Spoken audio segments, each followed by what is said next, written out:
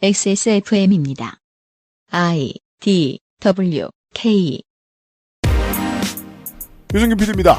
이짓저짓 하고 다니던 저와는 다르게 대부분의 청취자 여러분들은 살면서 다른 분위기의 다른 조직, 다른 업계를 구경해볼 일이 드물죠. 내 상식으로는 어떤 이들의 행태가 영 못마땅한데 저들의 사회에서는 그게 상식이라 감히 대적하기 힘든 분위기가 형성되어 있는 경우가 많습니다. 내가 오해하는 것일까요? 저들이 단체로 망가진 것일까요? 사실 우리 모두는 이런 문제의 해답을 얻어본 적이 있습니다. 우리가 사회에 처음 발을 디뎠을 때 말입니다. 사람들 하는 일이 사고방식이 정말 이상해서 큰 의심을 가졌던 우리는 여기에 저항도 해보고 투덜대도 봤지만 결국 그들과 닮아 질문이 적은 사람으로 변해버렸거든요. 새롭지 않은 듯 새로운 이야기가 준비되어 있습니다. 47번째 소방의 날에 업데이트하는 그것은 알기 싫답니다.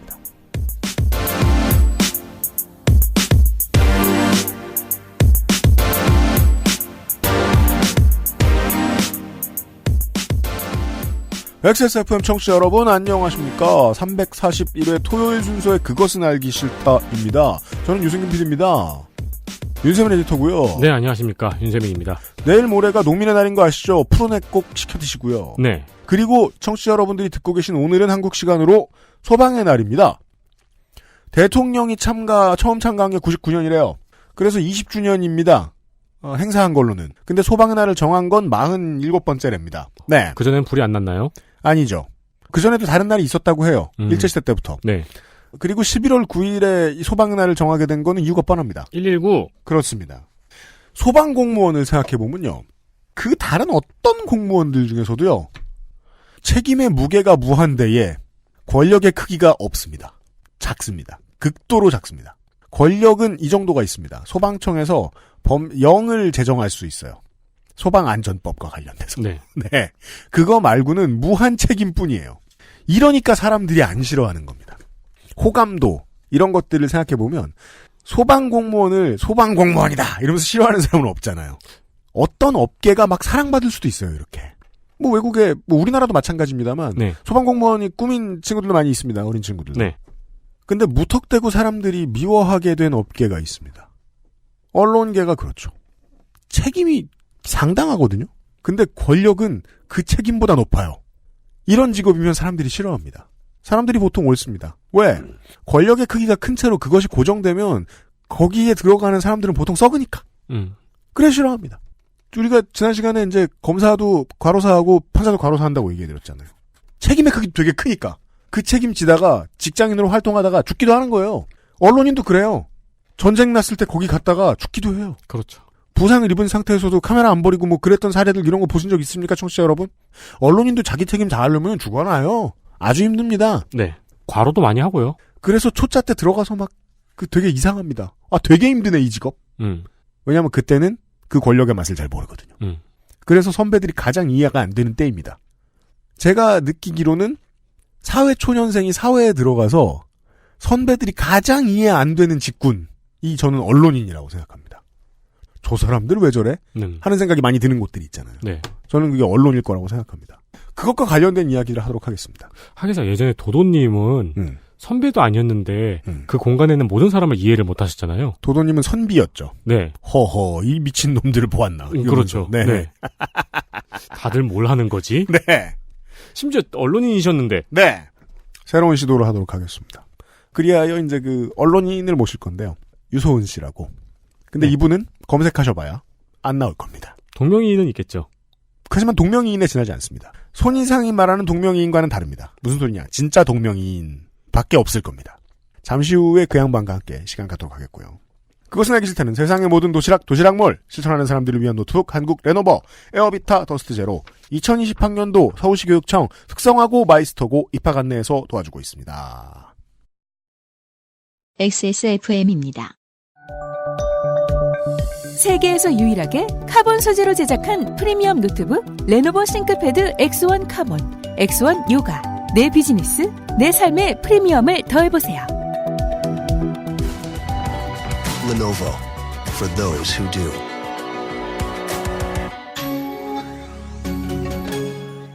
Well, we live right in the city, Gangnam, and we saw there are a lot of American food chains. What about other things that you think the Seoul is good at eco-tourism? 특성화고 학생들을 위한 제1회 피칭 페스티벌 우수상. 텀블러를 들고 따릉이를 이용해 고궁과 시장, 먹자골목을 막힘없이 도는 서울 에코투어 코스. 서울관광고등학교 재학생의 작품입니다. 지금의 삶을 배웁니다. 2020학년도 서울시 특성화고 마이스터고 진학을 선택하세요. 지금 포털 사이트에서 하이잡을 검색하세요. 이거 할까? 반찬이 몇 가지야? 이거 배는 부른가? 뭐가 이렇게 많은 거야? 고민 없이 도시락몰. 여러 가지 브랜드의 대표 상품을 모아 한정 수량 타임 특가로 겟한다. 도시락몰 MD가 추천하는 몰박스. 선택 고민 없는 나를 위한 도시락. 지금 바로 도시락몰과 함께하세요. 세상의 모든 도시락, 도시락몰. 네, 도시락몰 어떻냐고 물어보시기 전에 가입부터 하십시오. 세상의 모든 도시락몰은 방문해 보셨나요? 국내 최대의 냉동 도시락 브랜드들을 한눈에 보고 비교하며 구매할 수 있는 국내 최대의 사이트입니다. 네, 그리고 게이트도 어느 정도, 게이트키핑도 어느 정도 있어가지고요. 허접하면 못 들어갑니다. 아, 그래요? 네. 끼니 걱정에 스트레스를 받으시는 분들이 계시죠? 이번 끼니 또 뭐 먹나? 저녁은 또 뭐 먹나? 그렇죠. 도시락몰과 함께 하시면 스트레스 받으실 필요가 없습니다. 이달의 랭킹을 통해서 가장 인기 있는 도시락을 알려주기도 하고요. 칼로리, 간편식, 샐러드, 음료 등의 카테고리를 세분화로 해서 내게 맞는 도시락을 찾는데 아주 빨리 접근할 수 있습니다. 회원가입을 하면 10% 할인 쿠폰이 제공이 되고 무료 배송도 가능합니다. 그리고 마이페이지 소셜 쿠폰 등록 메뉴에서 XSFM을 입력하면 쿠폰이 발급이 되는데 사용하면 등급이 조정되어 여러분의 등급이 XSFM 청취자로 낙인이 찍힙니다. 그렇습니다. 이마예요. 네. 그럼 모든 결제의 1%를 추가 중복 할인을 받을 수가 있습니다. 아무도 안 해준다는 중복 할인. 그렇습니다. 참고로 이 사이트의 최고 등급 할인이 2%입니다. 네. 여러분들은 그 1%를 그냥 청취자라는 이유로 받으실 수 있습니다. 그렇습니다. 포털 사이트에서 도시락몰을 검색해서 들어가서 확인해 보시면 됩니다. 당연히 쇼핑몰이니까 쇼핑하는 재미가 쏠쏠합니다. XSFM 우리 사무실로 얘기할 것 같으면은 같이 점심을 먹는 사람으로는 유면상 PD하고 서상준 민정수석이 있는데 유면상 PD는 요즘 이제 출근을 하지 않으므로 네. 네. 서상준 민정수석이랑 저랑 둘만 있잖아요. 네. 유면상 PD랑 있을 때는 되게 밥을 밥을 찾아요. 컨벤셔널한 밥을 찾아요. 네. 국 찾고 막. 그렇죠. 나도 그거 좋아. 하지만 맨날 먹고 싶진 않아. 그래서 제가 한 번은 용기를 내서 현상아 습과 샐러드를 한번 먹으러 가보자. 그럴 거면 나를 내쫓아라. 노동권을 행사하는 거예요? 이 새끼가? 할 말 없게? 네. 그래서 꽁꽁 얼어. 에이씨. 너 애라도 낳아라 빨리. 애를 낳고 갔네? 그래서 저와 민정수석이 한번 도시락몰의 도시락을 테스트를 좀 해보겠습니다. 기쁜 마음으로. 그리고 또 알려드리죠.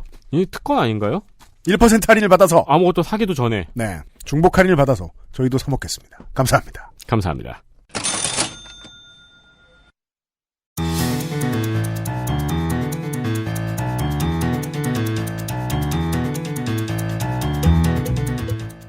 일상의 필드 리서치 이론과 실제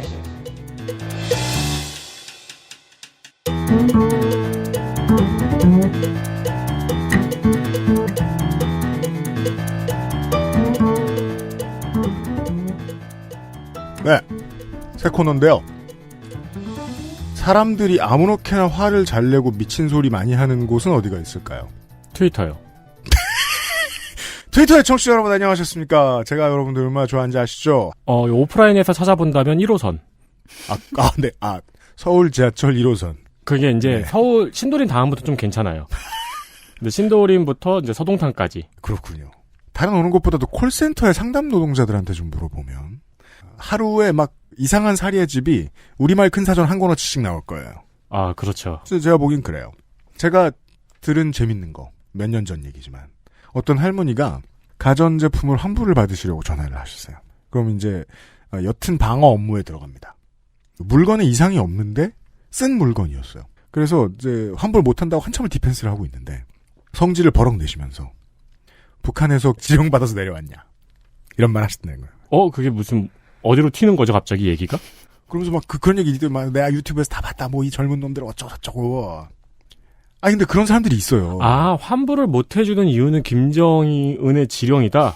굳이 수고스럽게 김정은이 환불 못 받게 하려고 그쵸. 나 환불 못 받게 하려고 지령을 내보내서 이 젊은 사람을 취업시켰어요. 그렇게 해서 한국으로. 시장 자유 경제를 해치겠다.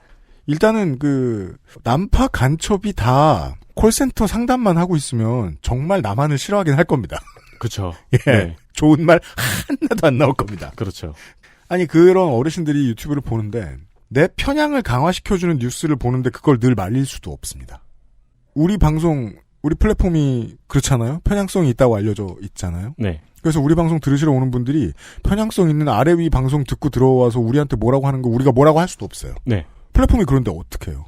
막을 수 없는 문제라고 저는 생각해요. 상당 부분. 다만 문제는 어떤 플랫폼에서 어떤 콘텐츠가 거짓말을 할 때 그 거짓말을 보고 이상한 믿음을 가진 사람이 엄한 데서 화풀 때입니다. 이런 일이 미국에서도 있었는데 제가 잠깐 보고 까먹고 있었다가 최근에 갑자기 기억나서 좀 찾아봤습니다. 미디어 비평을 다루는 업체인 Media Matters for America라는 업체가 있습니다. 업체라기보단 비영리 단체 되겠습니다. 민원연하고 하는 일이 비슷한데요. 네. 다만 정치적인 위상이 상당히 높아요. 비슷한 보수단체인 미디어 리서치 센터라는 데가 있어요. CNN 같은 데 족치고 이러는. 그 반대편에 서 있는 업체입니다. 미디어 메러스라는 곳은. 폭스뉴스와의 전쟁을 치르는 곳이라고 잘 알려져 있습니다. 민주당 내에서의 영향력도 상당히 큽니다. 이 업체, 이 비영리 단체 대표의 전 애인이 가짜뉴스를 읽고 온 어떤 사람의 총에 맞아서 사망하는 사고가 있었습니다. 대표의 전 애인이요? 네. 돌아가신 분이 피자 가게를 운영하고 있었기 때문에 이 사건이 피자 게이트라고 불렸습니다. 한국 내에서는 보통 좋은 일만 한 걸로 알려져 있기도 한 위키릭스라는 매체가 있습니다. 이것도 가까이서 보면 문제가 많은데요. 피자집 사장이 성적인 암호가 들어간 이메일을 단체의 대표와 주고받았다는 내용이 나가요. 성적인 암호요?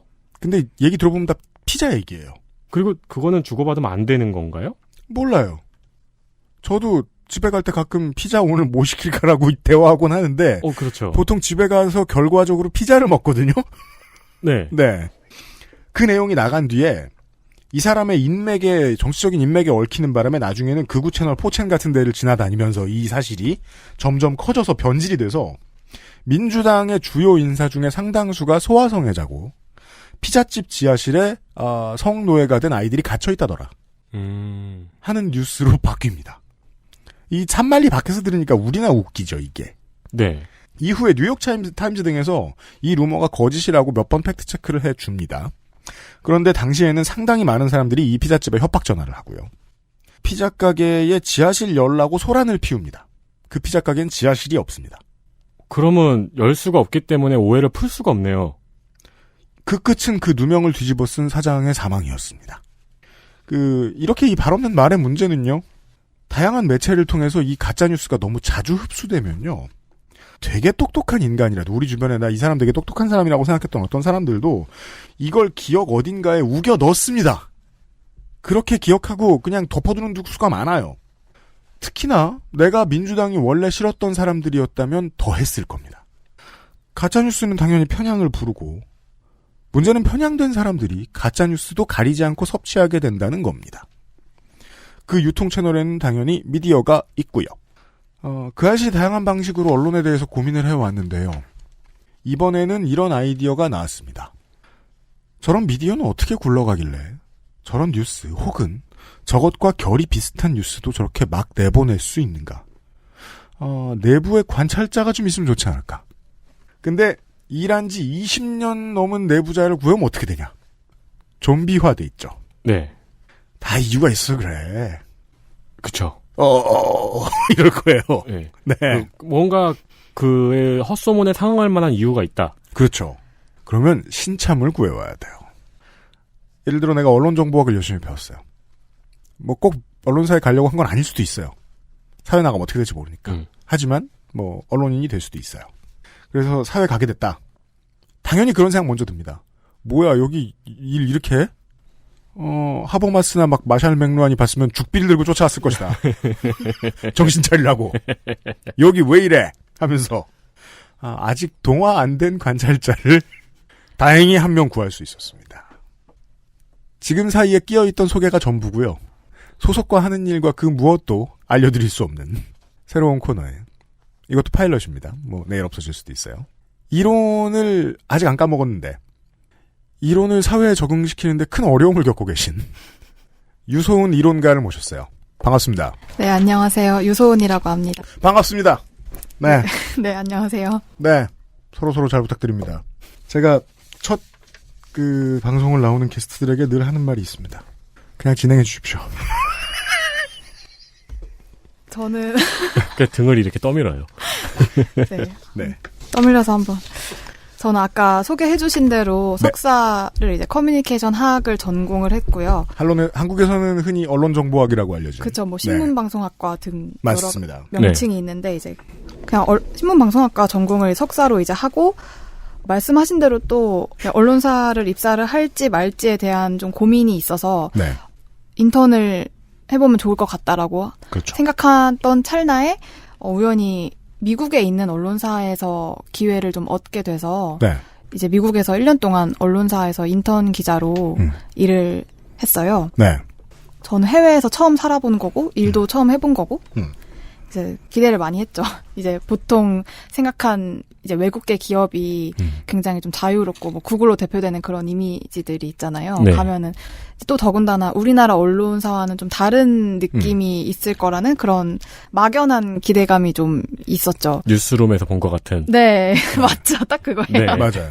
그래서 그걸 기대하고 이제 난 어떤 일을 할까 하고 이제 가서 이제 출근을 한 첫날 이제 배치를 받은 게 이제 정치 쪽을 너는 이제 하게 될 거다. 근데 이제 제가 갔던 지역이 정치 중심이 뭐 워싱턴 DC 이런 쪽은 아니었어요. 네. 그래서 이제 아무래도 기사를 쓰게 되면 이제 뉴욕타임즈라든지 그런 메이저에서 쓰는 것을 이제 받아서 쓰거나 저는 인턴이니까 받아서 쓰거나 아니면 그 지역 정치 왜냐하면 미국은 중앙정부랑 그렇죠. 지방정부가 좀 정치가 다르고 체계도 다르고 법도 다르다 보니까 그런 지역 정치를 아마 다루게 될 거다라고 해서 처음에 이제 맡은 일은 트럼프 대통령의 트윗을 보고 그거를 이제 소위 우라카이를 한다든지 그걸로 이제 엮어서 기사를 쓴다든지 뭐 그런 일을 해라.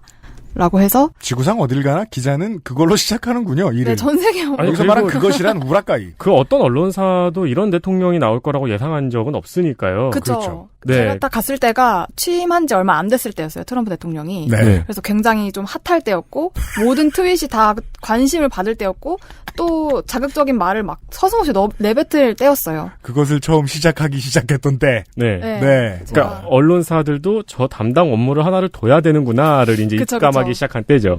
그래서 제가 이제 트럼프의 트윗을 담당하는 출근해서 고된 일로 시작하셨네. 또 막 새벽에도 막 올리고 하니까 밤에도 이 망할 놈이 아침에 출근하면 이런 게 올라왔습니다. 이제 얘기를 하고 뭐 얘기거리가 되면 이제 그걸로 좀 기사를 쓰고 뭐 사진 캡처해가지고 사진 첨부해서 그렇죠. 쓰는 일을 했었죠. 이제 그러면서 제가 트럼프 대통령의 트윗을 이제 기사를 쓰고 그런 지시를 다 해주신 제 사수에 대해서 좀 얘기를 하려고 준비를 해왔어요. 나의 데스크 역할을 해준. 그쵸, 데스크죠. 나의 첫 데스크네요. 기자의 인생으로서의. 그 양반의 얘기예요? 그쵸. 기자 생활도 기자 생활이지만 제 사회생활 첫 상사. 그렇죠. 그쵸, 네. 인턴. 중요한 사람이죠. 보통 영원히 기억 남았던 것 같아요. 첫 상사. 굉장히 인상 깊었어서 그 사람의 이야기예요. 얘기를 좀 준비를 해봤어요. 첫 번째는 이제 아까 말씀해주신 피자게이트에 대한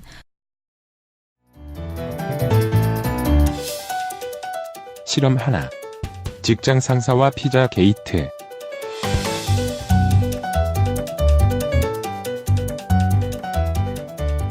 일단 그 상사분에 대해서 제가 설명을 드리자면 그분은 트럼프 대통령의 정말 굉장한 팬이었어요.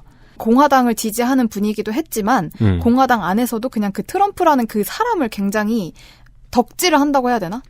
진짜 팬이네요. 네, 정말 말 그대로 팬이었어요. 뭐 지지자이자 열성 팬. 그래서 이제 저한테 트럼프에 대해서 얘기를 할 때 나는 이 사람이 당선될 줄 알았다.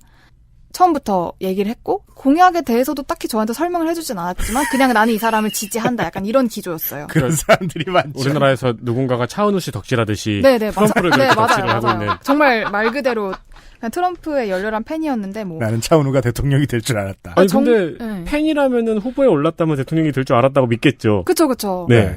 약간 시크릿 같은 그런 것처럼 믿은 건데 어쨌든 됐으니까 또 정치인이 되기 전에 기업인일 때부터 또 트럼프의 굉장한 팬이었다고 하더라고요. 네. 관심을 가진 사람들이 많았죠. 그래서 뭐 자서전도 막 다 꿰고 계시고 막 저한테 빌려주시겠다고 하기도 했었고 또 이제 그분이 트럼프 대통령이 진행했던 그 어프렌티스라는 그 서바이벌 프로그램 그렇죠. 또 굉장히 즐겨 보시고 막 다시 보게 하고 우리가 주변의 덕들한테 가끔 갖는 불편한 감정이에요. 뭐 잃고 하는 척이라도 좀 해줬으면 좋겠다. 아 그렇죠. 네. 어려운 용어들이 등장하고 있어요. 저렇게 이마에 써놓고 나한테 전도하진 않았으면 좋겠다. 그쵸. 전도하는 스타일이었어요. 네. 진짜 진성 팬이네요. 왜냐면 오래된 공화당 지지자일수록 트럼프를 싫어하는 경향들이 강했어요. 대도시의 경우엔 특히나. 네. 이 훌륭한 정치인들이 많은데 저 양아치가 뭐 하는 짓이냐.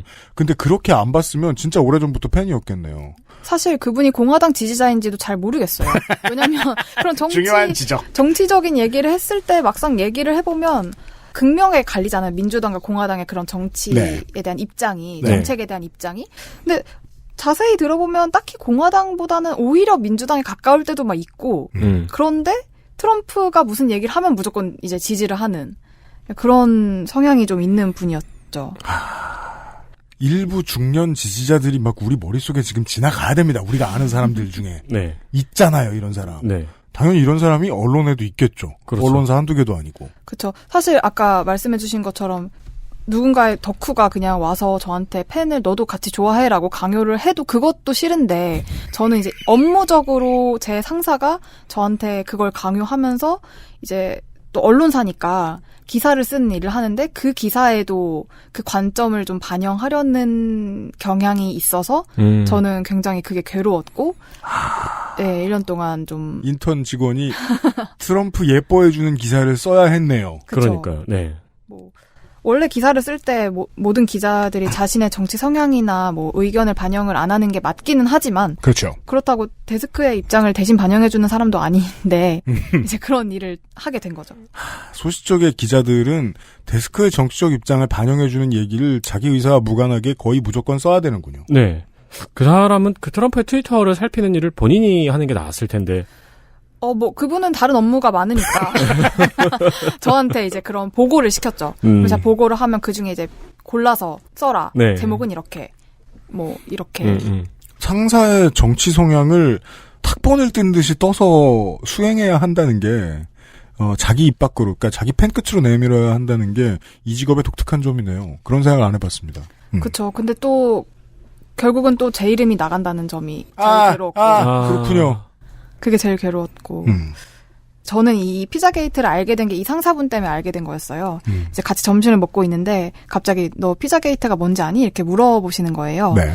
저는 당연히 모르니까 모른다 얘기를 했는데 굉장히 주위를 살피면서 조심스럽게 얘기를 해주시더라고요. 그건 일밍아웃 할 때 하는 혹은 뭐 그 어떤 덕밍아웃 할 때 하는 행동이죠. 주변을 살핀 다음에 야 그게 사실은 이런 그분이 설명해준 그대로 제가 얘기를 해보자면 힐러리 클린턴이 도널드 트럼프 대통령 당시 후보일 때 같이 출마를 했잖아요. 그때 이제 민주당의 선거 대책 본부를 맡았던 존 포데스타라는 사람이 있는데 그 사람의 이메일이 해킹을 당한 거예요. 그렇죠. 그 이메일을 보니까 의문스러운 내용들이 있는 거죠. 그러니까 언뜻 봤을 때는 아까 말씀해 주신 것처럼 뭐 피자 먹을래? 피자 몇 개 준비할까? 이런 식으로 피자에 대한 얘기가 있었대요. 파스타 또 뭐 파스타보다는 치즈가 낫지 이런 식으로 이해가 가면서 가지 않는 이상한 문장들이 있었다라고 이 이메일을 해킹하고 보도를 한 거는 위키리크스였어요. 그리고 그 위키리크스는 제가 생각했을 때는 언론사라고 보기에는 조금 어려운 곳이었죠. 왜냐하면 물론 보도를 한 사람들의 팩트체크 과정을 제가 확인을 해보지는 못했지만 출처가 명확하지 않을 때가 굉장히 많았고 그렇죠. 기사 자체도 개인의 약간 평론 느낌이라고 해야 되나? 기사라기보다는? 위키리크스가 언론사라는 분류는 저는 처음 지금 들어보고 처음 해본 생각이에요. 실제로 언론계의 힘을 가지니까 이것이 파급 효과가 있으니까. 네. 그리고 우리는 뭐 줄리안 어산지나 이런 사람들의 얼굴을 떠올리고 이게 외신이니까 옛날 얘기만 기억하는데 오늘날 미국인들이 보는 위키릭스는 왠지 막 그냥 트럼프의 친구 같기도 하고 러시아에 좋은 말만 해주는 것 같고 이런 식으로 좀 많이 굳어졌죠. 한국에서 그런 얘기를 좀 많이 안 다루는데 위키릭스에서 봤다라고 얘기하면 유튜브에서 봤다라는 얘기하고 비슷하게 받아들이는 경향들이 좀 있습니다. 요즘은 그래요. 그렇죠. 근데 이제 저의 상사분은 위키릭스 기사 또는 거기에 나온 얘기를 저한테 해주면서 좋아해. 네, 좋아하시는 것도 뭐 그럴 수 있다고 생각은 하지만 이제 그거를 저한테 기사화를 어떻게 아이템을 만들어봐라 이런 식으로 하시는 거는 문제였죠. 그분은 피자게이트에 대해서는 기사로 절대 쓰면 안 된다. 너무 위험해질 수 있다. 이분은 지금까지 말씀하신 걸로 제가 종합해 봤을 때는 푸틴이 보낸 스파이에 가장 가까운 것 같은데. 거의 뭐 그 정도급으로. 네. 그쵸. 저한테 다행히도 이 피자게이트에 대해서는 쓰지는 말고 알고만 있어라. 이건 너한테만 알려주는 건데. 이거 알고만 있어라. 왜냐면 너만큼은 깨어있어야 하지 않겠니? 약간 그런 느낌으로 이제 말씀을 해주셨어요.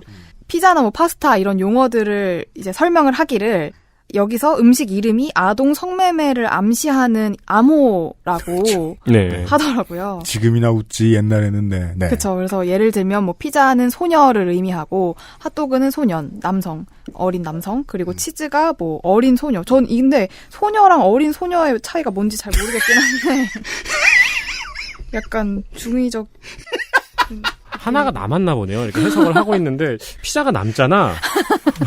약간 음식 이름 너무 넣고 싶어서 좀 끼워맞는 게 없지 않아 있는. 예. 그래서 뭐 파스타가 어린 소년, 그리고 뭐 호두나 땅콩은 유색 인종, 그리고 소스가 뭐 난잡 파티를 의미한다. 이런 식으로. 네, 뭐 이런 식으로 암호가 있고 이게 이제 위키리크스 말로는 워싱턴 DC에 있는 카미핑퐁이라는 피자 가게 지하실에서 그렇죠. 민주당 인사, 뭐 힐러리 클린턴이라든지 오바마 전 대통령이라든지 민주당 고위 인사가 그 지하실에서 뭐 아동 성매매, 아동 성착취하는 행위를 했고 이 일을 이제 공모하고 준비하는 그 이메일을 존 포데스타에게 보내고 주고 받았는데 해킹이 된 거다. 그렇죠. 이 이메일을 내가 폭로한다라고 이제 위키리크스가 보도를 한 거죠. 여기까지만 들어도 한국으로 번역하면 되게 유튜브의 냄새가 푹 나죠? 굉장히 비슷하죠. 그래서 이런 썰이라고 해야 되나요? 그런 걸 이제 저에게 얘기를 해주면서 그 저의 상사는 이래서 주류 정치인을 믿으면 안 된다. 부들부들 떠시면서. 문제는 그걸 믿고 있는 상사와 일을 하고 있다는 거죠, 지금. 그쵸. 네. 다행히 기사로 쓰지 말라고는 하셨지만, 그건 저의 안위를 위해서 이제 해주신 거고, 이제 이걸 정말 찰떡같이 믿으시고, 저한테 이제 주류 정치인, 주로 그분은 민주당 고위 인사들을 주류 정치인이라고 표현을 했어요. 그렇죠. 뉴욕타임스나 뭐 워싱턴 포스트 같은 경우도 뭐 주류 언론사. 정치적으로는 내 편향의 반대쪽을 보통 주류라고 많이 부르죠. 네, 그러니까 공화당 주류 정치인도 싫어할 거 아니에요. 그렇죠. 근데 그래도 또 그분은 나름 그게 있어요. 바운더리가 딱 정해져 있어요. 트럼프 다음에는 그래도 공화당이 내 편. 그 다음에는 이제 민주당은 그렇죠. 완전 나. 이제 10점, 9점, 8점 이렇게. 그렇죠. 그렇게 있고. 공화당이 여당이면 주류는 공화당인데 민주당을 이제 주류라고 하면서 이제 저한테 이제 주류 정치인 이래서 믿어서는 안 된다. 그렇기 때문에 내가 트럼프를 지지하는 거다. 왜냐하면 그 시점은 공화당이 여당이구나. 네. 그렇죠. 그러면서 이제 트럼프 대통령을 내가 지지하는 이유가 정치 신인이고 주류에 대항할 수 있는 유일한 사람이다. 라고 생각을 하시고 저에게 얘기를 해주신 거죠. 근데 이제 이렇게 위키리크스의 이 보도를 믿은 사람이 저의 상사뿐만 아니라 또 몇몇 꽤 많은 사람들이 있었나 미국에 봐요. 많았다. 네. 거긴 또 인구가 많으니까 또 믿음 쪽수가 많다. 그쵸. 쪽수도 많고. 네. 그래서 실제로 그 뉴스를 믿고 에드가 웰치라는 어떤 청년이 그 카미 핑퐁이라는 가게가 실제로 있긴 있어요. 그렇죠. 근데 지하실은 없는 거죠. 그렇죠. 이제 그 피자 가게를 찾아가서 총격 사건을 벌이는 일이 발생하기도 했죠. 그래서 그렇습니다. 결국에는 이제 뭐 지하실도 없고 아무런 일이 없으니까 그 청년은 징역 4년을 선고를 받았고. 근데 그 사람이 실제로 총격을 행했고 사람이 사망을 했고 지하실도 없었다는 게 밝혀졌고 그랬으면 다시 개인으로 돌아가 봅시다. 우리의 눈으로 돌아가 봅시다. 그 상사분은 이걸 그만 믿어야 되는 거 아니에요? 그쵸. 근데 그 상사분은 저에게 그 얘기도 해주셨어요. 이것 때문에 총격 사건도 뭐 있었는데 사실 이것도 민주당에서 감추기 위해 수를 쓴 거다. 그렇죠. 생각을 하신 거죠. 그렇죠. 일관성. 민주당에서 뭔가 희생양을 내세워서 네. 민주당이 진짜라면 그거는 머리를 굉장히 잘 쓴 건데 어떻게 보면 저의 상사분이 굉장히 똑똑한 분이셨던 것 같아요. 그런 생각을 하신 것 자체가. 아니 근데 상식적으로 그렇게 해가지고 총격 사건이 일어났어요. 그러면 경찰이 그 컴비 핑퐁도 수사를 하지 않겠어요? 당연히. 그쵸. 네. 근데 그것도 민주당이 막은 거다. 그쵸. 경찰은 지하실을 찾아냈지만 민주당이 막았다. 어떻게 보면 음모론을 되게 좋아하시는 분인 것 같아요. 그래서 본인이 그걸 직접 만드는 것 같기도 하고. 미국은 음모론 시장이 있죠. 네. 우리가 사회생활하면서 사람들 만날 때 정치 얘기하기 좋아하는 사람들 중에 그것과 관련해서 실제로 고민해야 될 문제들을 가급적 고민 안 하려고 하는 게으른 소비자들도 있잖아요. 네.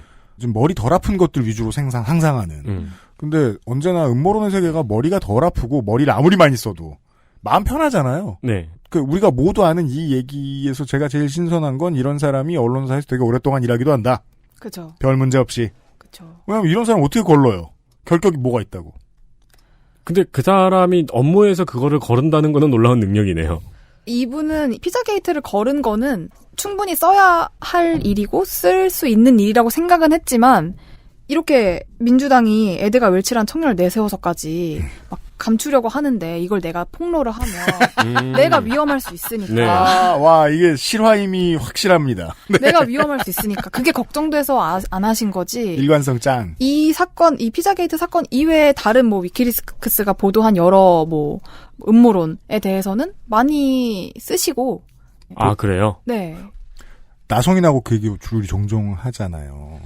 미국 내에 상당수의 사람들이 그 공화당을 지지하면 안 될 것 같은 입장에 처해 있는 사람들인데 공화당을 지지하는 사람들이 있다. 네.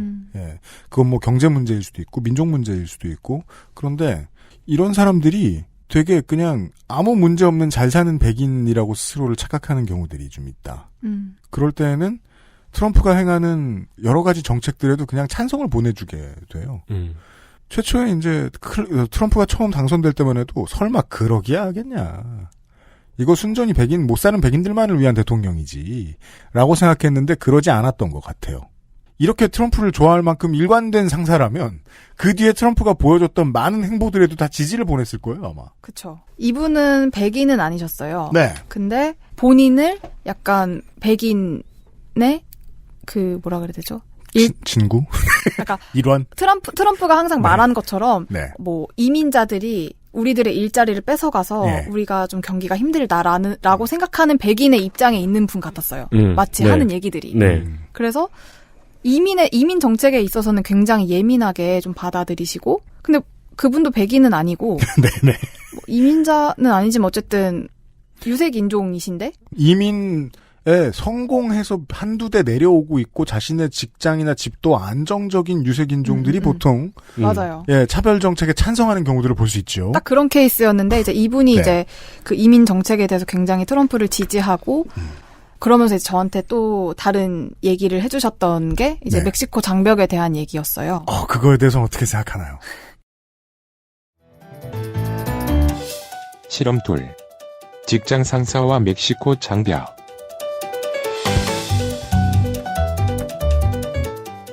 트럼프 대통령이 취임을 하자마자 반이민 정책을 굉장히 강력하게 그렇죠.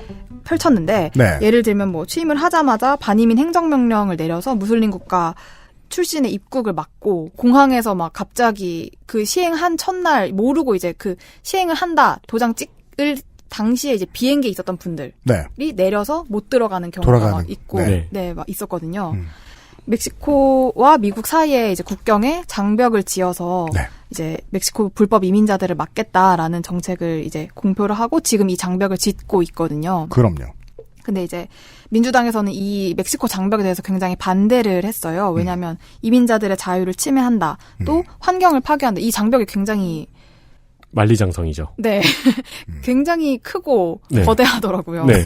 이 장벽에 대해서 민주당을 반대를 했고 저의 상사는 당연히 이 장벽을 세우는데 찬성을 했죠. 일단 트럼프를 지지하니까 찬성을 한 것도 있었고 불법 이민자에 대해서 굉장히 민감하게 반응을 하셨어요. 그들이 저지르는 범죄 행위, 뭐 총격 이런 미국은 사실 총격 사건이 보도되는 것 이상으로 상상 초월로 굉장히 많아요. 그래서 이제 언론사에 다니면 그 통신사 사이트를 볼 수가 있잖아요. 그렇죠. 거기에 미국에도 통신사가 있는데 거길 보면은 정말 시도 때도 없이 그 총격 사건이 올라오거든요. 그래서 저도 처음엔 좀 충격이었던 게 이제 우리나라에는 뭐 누가 죽고 하는 사건 자체가 크게 뉴스로 나오잖아요. 근데 거기는 총격으로 한두 명 죽는 것 정도는 별로 뉴스 감이 안 된다고 해야 되나? 그래서 잘 안 쓰고.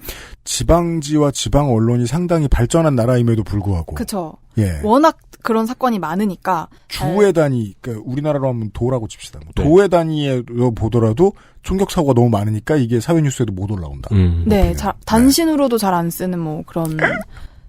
그 정도로 많아서 예. 그 중에 이제 그 상사분은 불체자가 총격을 저지른 일에 대해서 되게 저한테 자주 보내주고 야 또 이런 일이 있었다.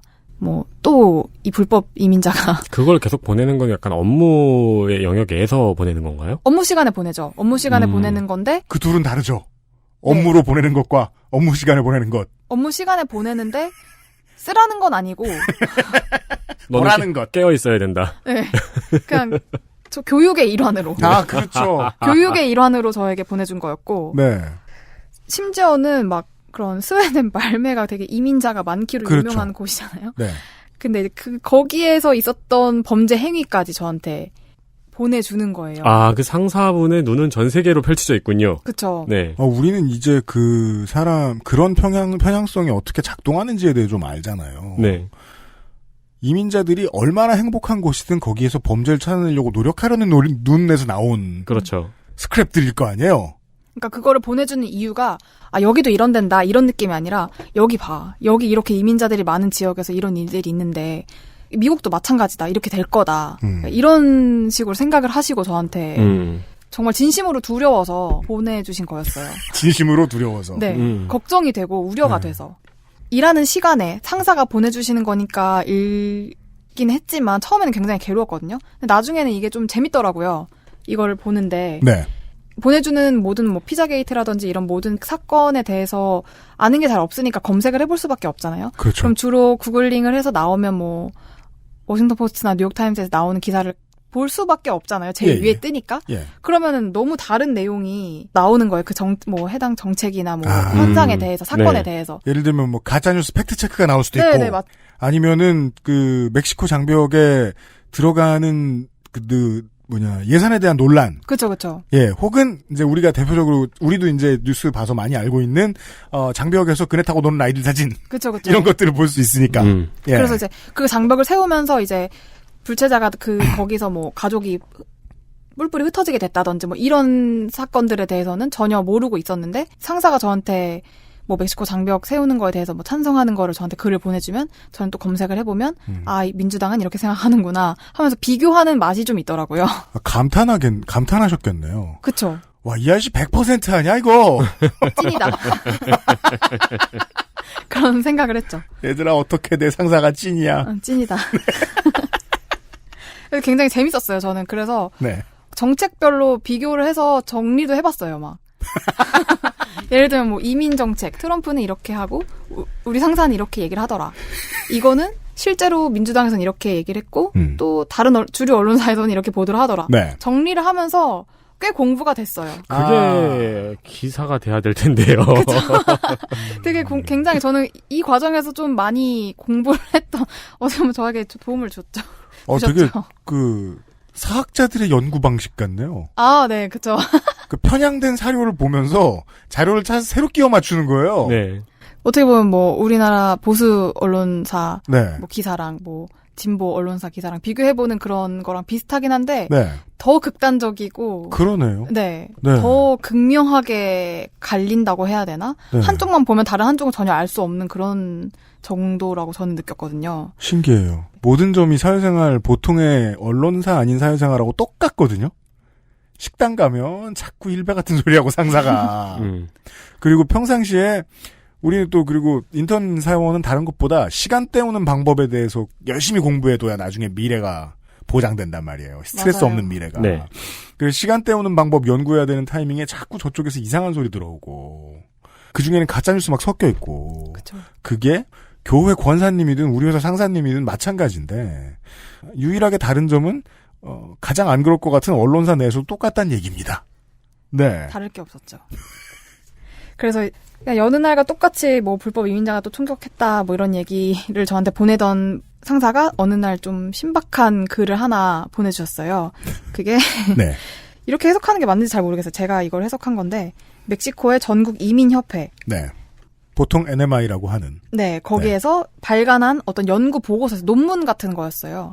근데 그거를 저한테 원본을 보내주시더라고. 한번 읽어보라고. 내용을 보면 멕시코의 남쪽 국경에 대한 얘기였어요.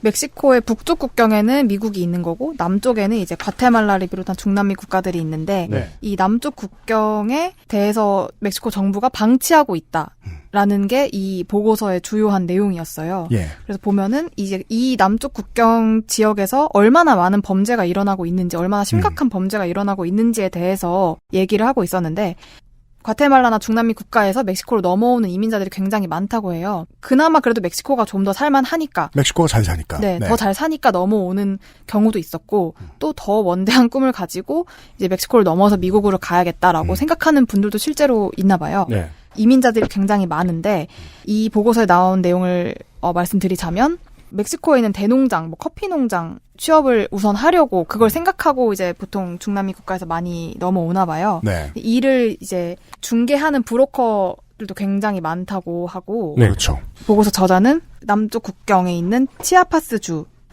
주에 있는 테노시케라는 지역을 분석한 결과를 발표를 했는데 여기에 사는 구성원의 47.5%, 그러니까 절반에 가까운 사람이 범죄자였다고, 그러니까 전과가 있는 사람들이었다고 해요. 네. 그리고 또 이 지역에 사는 사람들의 한 15.2%는 뭐 이주민 브로커.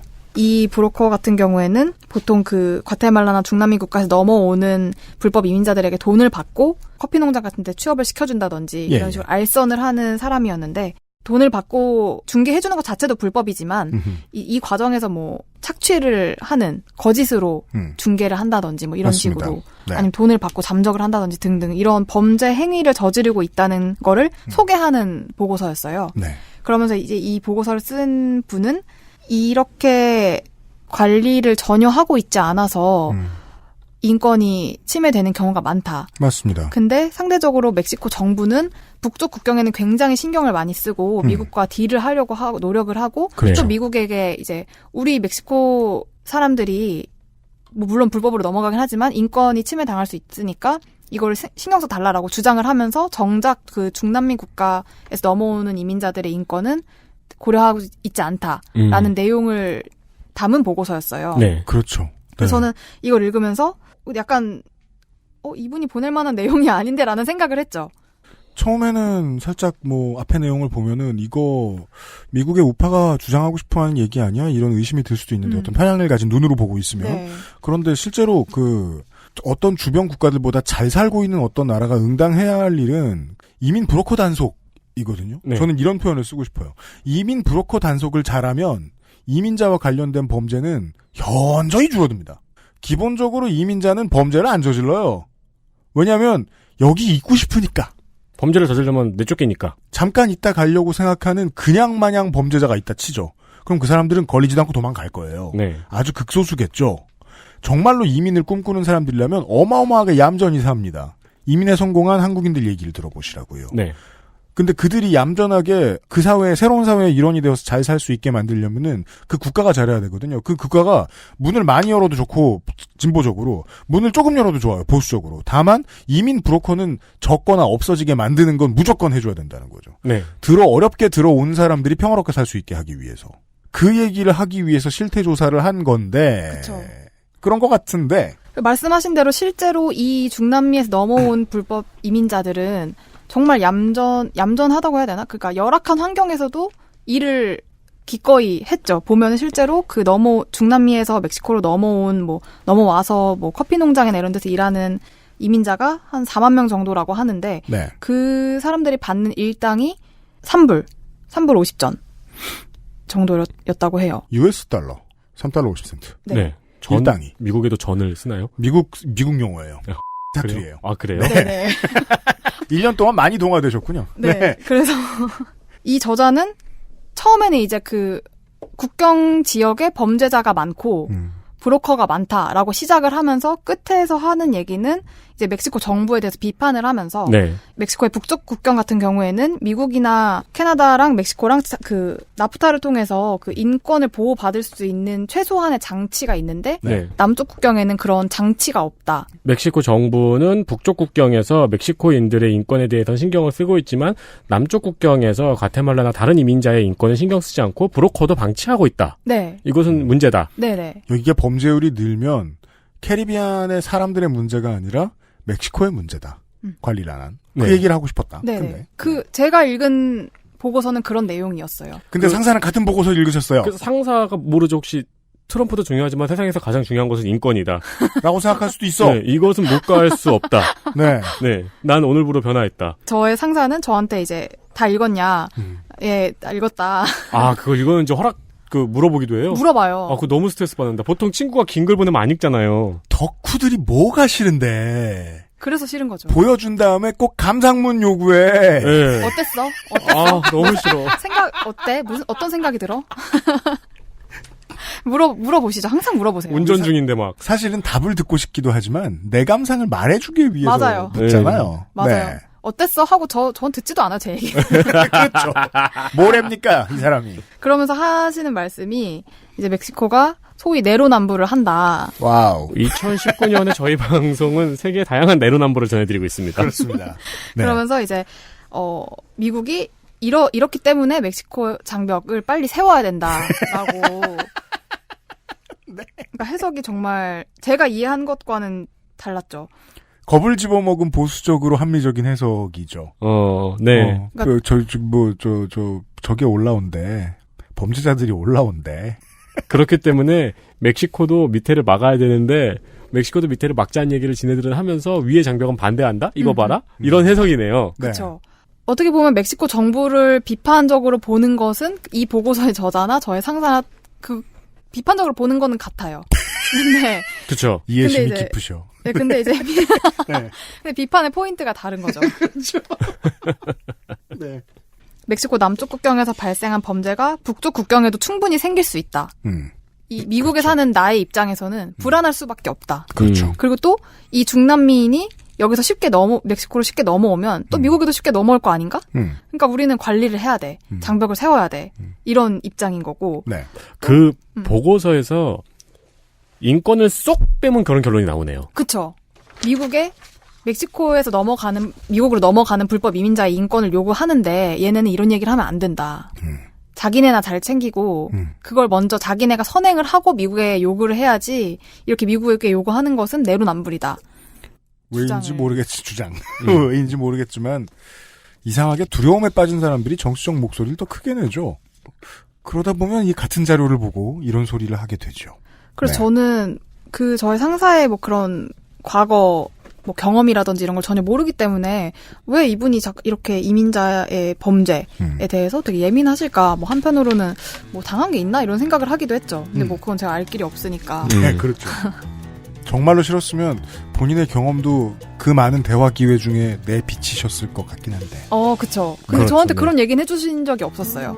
네. 본인이 당한 범죄나 이런 경험이 없었던 걸로 저는 알고 있고. 제일 무서운 지점이고 우리가 정치적 편향성을 갖는 것에 늘 주의해야 되는 이유가 그건 것 같아요. 실제로는 내가 안 당해봤을 경우가 되게 많거든요. 당하지 않았기 때문에 더 두려움이 컸을 수도 있고. 네, 그렇죠. 네. 피자 게이트 얘기도 마찬가지였던 거. 두 가지 비슷한 얘기를 들었어요. XSFM입니다.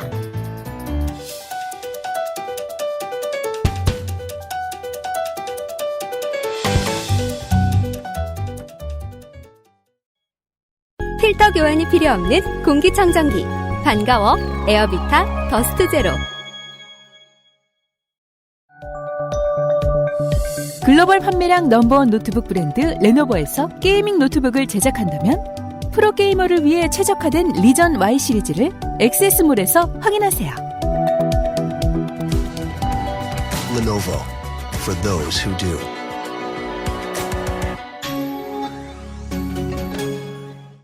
세상 많은 도시락을 비교하고 베스트 랭킹으로 실패 없는 선택까지 도시락몰.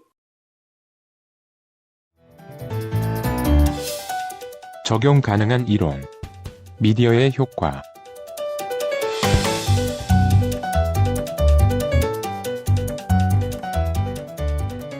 이 분을 보면서 그리고 이분이 해주시는 얘기나 뭐 기사, 이분도 기사를 쓰시긴 쓰시니까 네. 그분의 기사를 또 보면서 이제 느꼈던 점이 제가 이제 석사를 배우면서 사실 부끄럽긴 한데 이게 굉장히 기본 신문방송학과 전공하신 분들이라면 한 번쯤 들어보셨던 네. 미디어 효과 이론이 있어요. 그렇습니다. 이거 말하는 게 되게 부끄럽긴 한데. 왜요? 가르치는 선생들도 부끄러웠을 거예요. 그런가요? 이 이론들이 보통 미디어가 대중들에게 미친 영향을 강도에 따라서 분류를 해놨어요. 네. 근데 이게 뭐 매체, 미디어의 발전 과정에 따라서 이 효과에 대한 학자들의 생각이 맞아요. 계속 시기에 따라 바뀌거든요. 옛날에 라디오 처음 나오고 대량으로 찍을 수 있는 포스터 처음 나왔을 때는 세상에 이렇게 무서운 도구가 이러면서 다들 조심하라는 이론만 많이 나왔어요. 네. 근데 맞아요. 지금은 다르죠. 100년이 지났으니까 넘게. 네. 그래서 이제 신문이나 뭐 텔레비전 같은 매체가 전부였을 때, 지금처럼 매체의 종류가 다양하지 않았을 때는 이 미디어가 대중에게 미치는 영향이 되게 강하다라는 말씀해 주신 것처럼 네. 그런 강효과 이론이 좀 대세였는데 이때 나온 연구 사례를 보면 아마 이거 되게 유명해서 아실 거예요. 폭력적인 성향의 콘텐츠가 아이들의 폭력성에 미치는 영향. 그렇죠. 이 논문이 굉장히 유명한 강효과 이론을 대표하는 논문인데 맞아요. 이렇게 미디어 영향력이 강할 때는 미디어를 이용하는 사람들의 여과, 능력, 리터러시가 좀 중요하다라는 내용들이 이제 나왔어요. 그랬는데 이제 기술이 발전하면서 다양한 종류의 매체가 생기기 시작하면서 사실 미디어 효과 그렇게 크지 않다. 이용자가 적절히 조절할 수 있다. 뭐 이런 뭐 소효과, 중효과 등 되게 여러 가지 네. 이론들이 나왔거든요. 사실 미디어 소비자들은 선택을 하고 있다. 그렇죠. 네, 왜냐면 그 전에 이론이 미디어 소비자들을 전부 다 세뇌시킨다라는 이론이었으니까. 맞아요. 그러니까 선택을 못하는 거에서 이제 선택을 할 수 있다. 이게 네. 좀 크죠. 라디오만 듣고 그렇게 벌벌 떨었는데 TV가 나왔으니 이제 어떡할 거야. 이 사람들 말도 안 하고 딴 데도 안 보고 다 저거 쳐다보고 있을 텐데. 근데도 선거 결과는 매번 들쭉날쭉하고 사람들의 견해는 늘 달랐다. 네. 옛날에는 미디어는 총알 같아서 맞으면 정신을 못 차린댔는데 네. 꼭 그렇진 않은 모양이구나 하는 방식으로 이론이 바뀝니다. 그 강효과 이론에 이어서 나온 소효과나 뭐 중효과에 대해서 간략하게 좀 설명을 해드리자면 소효과 이론은 이용자가 주체적으로 아까 말씀해 주신 것처럼 선택을 해서 매체를 사용하고 그렇기 때문에 미디어의 그런 효과가 일방적이고 강하지 않다라는 내용이었고 예. 중효과 같은 경우에는 이제 미디어가 기존의 태도나 가치관, 이용자들의 태도나 가치관을 강화하는 정도, 바꿀 정도까지는 아니고 내 생각을 좀 보충해주는 정도로만 작용을 한다라는 내용이에요. 네. 네. 근데 이제 저는 저의 상사분을 보면서 좀 굉장히 특이한 거예요. 매체의 영향을 굉장히 많이 받고 있는 것 같기는 한데 이걸 또 이용하는 방식이라던가 이걸 저한테 또 공유를 한다던가 이런 그런 총체적인 미디어 사용 방법을 봤을 때 어떤 이론에 맞을까라고 혼자 생각을 많이 해봤죠. 저는 시간이 많았으니까. 자, 미디어 적용 사례. 우리가 지금까지 이렇게 그 상사는 참 특이한 사람이네요라고 이야기해 왔던 그 상사가 이제 표본이 되어가고 있네요 지금. 네네. 이론에 안 맞는 것 같다. 네, 제가 그런 생각을 했었던 것도 어찌 보면 졸업을 하고 바로 갔기 때문에 이제 가능했었던 것 같기도 해요. 네. 그래서 어떤 효과가 맞을까 생각했을 때. 제가 생각했을 때는 굳이 이제 맞춰보자면 중효과 쪽에 가깝다라는 생각이 들었어요. 그래서 중효과 이론에 이제 여러 가지 종류가 또 있기는 한데 매체 이용자가 자신의 목적에 따라서 매체를 선택을 하고 이 이용 강도나 수단 같은 거를 스스로 조절을 하기 때문에 기존의 가치관이나 태도를 바꿀 정도로 미디어가 영향을 끼치진 않고 오히려 강화하는 데 좀 도움을 준다 네. 정도로 이제 저는 상사분을 파악을 한 거죠. 그러니까 그 정나영 작가님 같은 경우에는 지방의회의 개판을 보면서 저거를 내가 기록해서 책을 써야겠다라는 판단을 하고 아주 평화로운 한 달을 보내셨잖아요. 그렇죠. 이상한 상사를 보면서 처음에 스트레스 받다가 저 사람을 내가 배운 이론으로 분석을 해봐야겠다라고 하면서 지금 마음의 평화를 얻고 계시는군요. 그렇죠. 그렇게 제가 이분을 분석을 하지 않으면 감당을 하기 어려울 것 같아서. 네, 그렇죠, 그렇죠. 저 나름대로는 이해를 해보려는 거였어요. 이해를 해보려는 노력이었죠. 중효과에 어울리는 소비자구만. 네, 그렇게라도 이해해. 저런 사람도 있지. 이렇게 생각을 할 수가 있으니까. 네. 그래서 이제 그분은 본인의 트럼프에 대한 팬심, 이걸 강화하기 위해서 그 주장에 대한 근거를 수집하기 위해 위키리크스를 주로 이용을 했고, 이건 번역이 필요합니다. 주로 가짜뉴스를 좀 쓰신 것 같다. 그쵸. 네. 주로 그런 음모론을 좀 찾아다녔고, 네. 편향적으로 그것만을 더 찾게 됐다. 근데 이제 그분이 또, 좀 이거는 좀 그분이 언론사에 다니셨기 때문에 약간 자존심이라고 해야 되나? 그러니까 위키리크스는 너무 가짜뉴스라는 말이 많으니까 폭스뉴스라든지 이런 좀 큰 언론사, 보수 언론사의 평론, 뭐 논객들의 방송 이런 거를 또 찾아서 비슷한 걸 또 찾아서 저한테 보내주시기도 했거든요. 좀 더 멀쩡한 건 없을까 하면서 찾아본 게 폭스뉴스였다. 네, 여러 근거를 저한테 보내주셨는데 네. 주로 된 게 이제 위키리크스 발이었긴 했지만 어쨌든 그분이 이제 그거는 뭐 언론사에 일하는 사람으로의 마지막 자존심이 아니었을까라는. 그러니까 그분이 가장 기분 좋은 순간은 위키리크스에서 너무나도 흥미로운 가짜뉴스를 음모론을 발견했는데 이런 일이 있단 말이야 해가지고 언론사의 자존심, 언론인의 자존심으로 폭스뉴스에서 검색을 해보니까 폭스뉴스에서도 보도를 했어. 그러면은 이제 그럼 이제 이거 찐이네. 네. 우리말로는 이렇게 얘기하는 거 아니에요. 유튜브에서 봤던 사실이 사실이길 바라는 마음으로 TV조선을 킨 거잖아요. 그렇죠. 아니면 뭐 어떤 의원이 그걸 얘기를 한다든지. 네. 그러면 이제 신나는 거죠. 그러면 그 우리나라에서 유행하는 짤 있잖아요. 소화제 먹은 짤. 그렇죠. 그게 나오는 거죠. 네. 찐. 네. 이러면서. 그렇죠. 맞아요. 근데 그게 이제 신의 한수, TV조선 강효상 뭐 이런 순서로 이제 확신을 거듭하는. 네. 뭔지 알겠습니다. 그렇죠. 그래서 이제 그분은 본인의 그 근거를 수집하기 위해서 위키리크스나 뭐 폭스뉴스 이런 데서 취합을 해서 저한테 보내주신 거였고. 네. 근데 이제 그분이 뉴스를 접하는 경로를 보면 구글링을 하는 경우도 있기는 하지만 페이스북이나 유튜브를 통해서 보기도 해요. 왜냐하면 그래야 편리하잖아요. 그렇죠. 모아져 있으니까. 네, 빨리 나오고 수고를 덜 하죠. 네, 그렇죠. 그러니까 보통 어떤 이슈에 대해서 내가 알아봐야겠다라고 생각하실 때는 구글링을 하시더라고요. 뭐 어떤 사건 뭐 이런 걸 검색할 때는. 근데 이제 평소에 뉴스를 볼 때는 내가 보고 싶은 거 볼 때 유튜브나 페이스북을 통해서 이제 구독, 뭐 팔로우 해놓은 것들 그렇죠. 위주로 이제 보시는데. 왜냐면 우리는 하루에 15분 정도는 화장실에 앉아 있으니까요. 그쵸. 그리고 또 그분은 뉴스를 보는 것 자체가 일로 인정이 되잖아요. 아, 그러네요. 그래서 그냥 당당하게 볼 수 있는 거예요. 페이스북을 통해서 뉴스를 볼 수 있고 네. 유튜브를 볼 수 있는 거고 업무 시간에도. 근데 이 페이스북이나 유튜브를 통해서 뉴스를 보는 거는 물론 자기가 구독을 하긴 하지만 되게 랜덤하게 내 타임라인에 뜨고 내가 특히 유튜브 같은 경우에는 내가 구독을 하지 않아도 추천 영상이 굉장히 많이 뜨잖아요. 그렇죠. 제 타임라인에. 네. 내가 볼 것 같은 무언가. 그런 것들이 제공이 되는 걸 위주로 또 소비를 하게 되는 경향이 강한데, 근데 이제 물론 분이 자기가 구독을 한 거 위주로 추천이 돼 있긴 하지만 유튜브나 페이스북에서 만든 알고리즘 장사라고 해야 되나요? 네네. 그 알고리즘 장사 속에서 본인이 또 모르는 사이에 더 편향적인 아니면 더 자극적인 콘텐츠를 볼 수도 있는 거죠.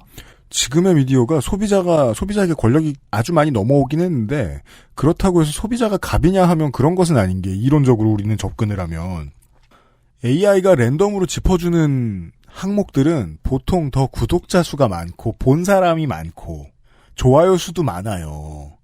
즉 아주 높은 확률로 더 자극적인 콘텐츠란 말이에요. 시장이 이 사람의 소비를 강제한다는 점에서는 달라진 게 아무것도 없다. 그리고 강제받은 소비 제품은 보통 또 이상하다. 예. 그래서 제가 굳이 끼워넣자면 중요가라고 한 게 본인이 선택을 하긴 하지만 어쨌든 매체 환경에 큰 영향을 받고 있다는 점에서는 좀 강요가에도 어느 정도 해당이 되지 않나라는 맞습니다. 생각을 해서 그래서 그 학부에서 그 수업 들을 때 이상하죠. 마지막으로 중요가 그 항목 딱 나오면은 야 이거 연구하기 싫은 사람이 연구하기 싫다고 내놓은 이론 아니야?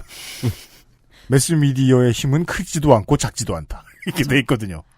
들어가 보면 무슨 얘기인지 알겠는데. 그렇죠. 되게 그런 이론은 되게 애매한 게 많죠. 아무튼 그래서 학부 때 혹은 이제 석사 때 수업 들으면 저는 이렇게 필드 리서치를 해야 된다고 생각해요.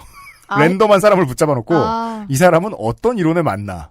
네. 그쵸. 근데 지금 유튜브와 페이스북의 효과는 네 강효과라고 말씀해 주셨는데 어느 정도 동의할 수 있습니다. 사람들이 어떻게 영향받는지를 보면요. 네. 근데 이제 저의 상사는 그렇게 유튜브나 페이스북을 통해서 뉴스를 접한다는 점에서는 강요과에 해당하지만 또 본인이 거기 좀 자발적으로 찾아서 어떤 정책이나 뭐 이슈에 대해서 검색을 하고 이걸 통해서 자신의 근거를 수집한다는 점에서는 좀 중요과에 가까운 분이라고 저는 판단을 그렇죠. 내린 거죠. 부지런히 이런저런 자료를 찾았는데 그 점에 있어서는 또 현명한 좀 더 적극적인 소비자라고도 할 수 있는데 뭔가 진보적인 연구 결과가 나오면 그냥 반대로 해석하는. 네.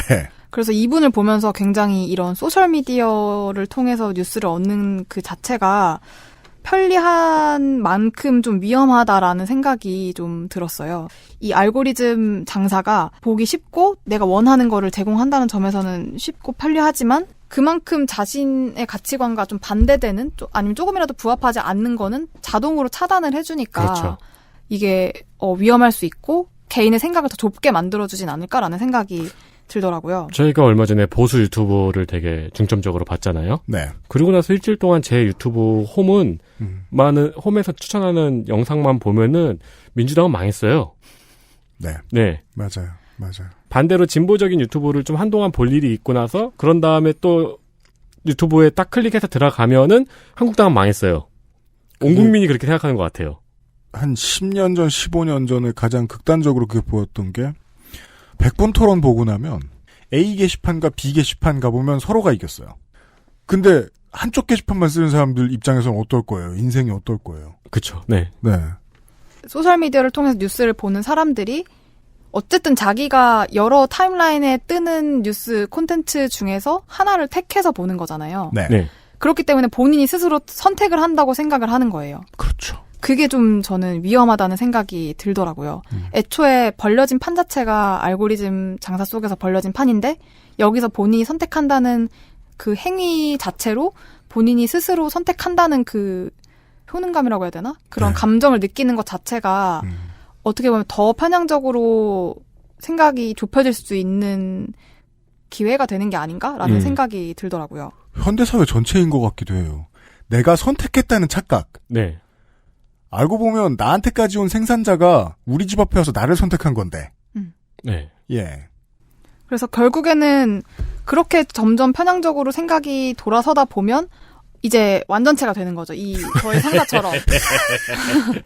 자주적으로 선택한 어떤 지식인. 이제 완전체가 되어서 어떠한 정보를 봐도 자신의 그 관점대로 세계관대로 해석을 할 수 있게 되고 네. 받아들일 수 있게 되는 경지에 오를 수 있는 거죠. 그거를 완전체라고 하죠. 네. 이 용어에 대해서 생소하신 분은 이 완전체는 전문 용어입니다. 그러니까 뭔가 독특하게 생긴 커피 필터 뭐 이렇게 보시면 됩니다. 뭘 넣어도 비슷한 맛이 나오는. 뭐 피자게이트에 대해서 막 얘기를 해주면서 막 내가 위험해질 수 있으니까 기사를 쓰면 안 돼라고 말씀을 하신 것, 그리고 또 멕시코 장벽에 대해서 얘기를 하면서도 막 내가 하루라도 빠른 시간에 이거를 찬성하는 기사를 쓰지 않으면 또 누군가는 불법 이민자가 와서 총격질을 하고 누군가 또 희생을 당하겠지 막 이런 식으로 두려워하는 것 자체가 그게 언론인이다 보니까 사명감까지 못해지네요. 그쵸. 그런 것도 있고 그러다 보니까 이분은 정말 저는 이제 그 얘기를 들으면서 점점 이분과는 내가 뭐 어떤 얘기를 해도 이분은 내 얘기를 듣질 않고 내가 어떤 반대되는 얘기를 하거나 찬성하는 얘기를 하거나 상관없이 이분은 자기 생각만 말할 거다라는 생각을 하고 저는 이제 그분에게 제 얘기를 잘 안 했죠. 근데 이제 이게 어떻게 보면은 완전체가 되어서 이제 완전체가 되고 나면은 다른 사람들과 이야기를 할 때도 이제 말이 통하지 않는 사람이 돼버리는 거죠. 그 보이지 않는 벽의 힘이 참 신기한 게 그 소비에서 아까 이야기한 오해하고 비슷한 것 같은 게 사람들은 이 사람 대화 안 돼 하고 벽을 쳐놨잖아요. 네. 근데 벽 안쪽에 gat혀 있는 사람은 자기가 소통 잘하고 사는 줄 알아요. 네.